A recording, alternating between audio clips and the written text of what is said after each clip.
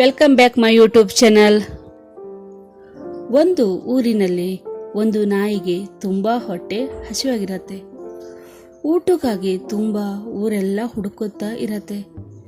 ಅದು ತುಂಬ ಹುಡುಕತ್ತೆ, ಆದರೆ ಅದಕ್ಕೆ ತಿನ್ನಲು ಏನೂ ಸಿಗಲಿಲ್ಲ. ಅದು ಹುಡುಕುತ್ತಾ ಒಂದು ಮೀನಿನ ಅಂಗಡಿಯ ಹತ್ತಿರ ಬರತ್ತೆ. ಮೀನಿನ ಅಂಗಡಿ ಹತ್ತಿರ ಬಂದಾಗ ಅದಕ್ಕೆ ನೆಲದ ಮೇಲೆ ಬಿದ್ದ ಒಂದು ಮೀನು ನೋಡತ್ತೆ.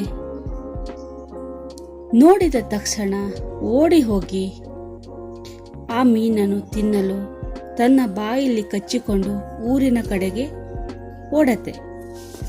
ಹೋಗುವಾಗ ದಾರಿಯಲ್ಲಿ ಒಂದು ಸಣ್ಣ ಸೇತುವೆ ದಾಟಬೇಕಾಗಿತ್ತೆ. ದಾಟುವಾಗ ಅದರ ನೆರಳು ನೀರಿನ ಮೇಲೆ ನೋಡತ್ತೆ. ಆವಾಗ ಅದು ಯೋಚನೆ ಮಾಡತ್ತೆ, ಇನ್ನೊಂದು ನಾಯಿ ನದಿಯಲ್ಲಿ ಮೀನು ಹಿಡಿದುಕೊಂಡು ಇದೆ ಅಂತ. ಅದರ ಮನಸ್ಸಿನಲ್ಲಿ ಯೋಚನೆ ಬರುತ್ತೆ, ಆ ಮೀನು ಕೂಡ ನಾನು ಕಿತ್ತುಕೊಂಡು ಅಂತ. ಹಾಗೆ ಮೀನನ್ನು ಕಿತ್ತುಕೊಳ್ಳಲು ನಾಯಿ ಬಾಯಿ ತೆರೆಯುತ್ತೆ. ಆವಾಗ ಅದರ ಮೀನು ಕೂಡ ನದಿಯಲ್ಲಿ ಬಿದ್ದು ಹೋಗುತ್ತೆ. ಆಮೇಲೆ ಗೊತ್ತಾಗತ್ತೆ, ಅದು ಬೇರೆ ಯಾವ ನಾಯಿನೂ ಇಲ್ಲ, ಅದು ನನ್ನ ನೆರಳು ಅಂತ. ಅದು ಬೇರೆ ನಾಯಿಯಿಂದ ಮೀನನ್ನು ಕಿತ್ಕೊಳ್ಳಲು ಹೋಗಿ ತನ್ನ ಹತ್ತಿರ ಇರುವ ಮೀನು ಕೂಡ ಕಳೆದುಕೊಂಡು ಕುಳಿತುಕೊಳ್ಳುತ್ತೆ.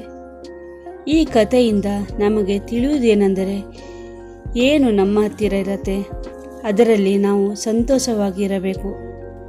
ಬೇರೆಯವರ ಹತ್ತಿರ ಇರುವುದನ್ನು ನಾವು ಎಂದಿಗೂ ಆಸೆ ಪಡಬಾರದು ಅಂತ.